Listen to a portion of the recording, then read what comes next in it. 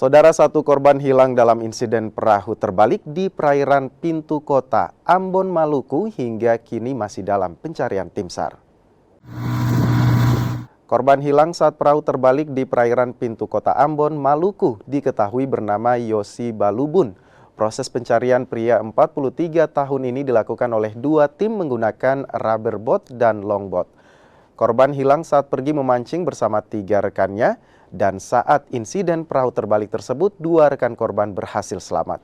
Satu orang yang masih dalam pencarian, di mana ada 4 orang sedang melaksanakan kegiatan memancing.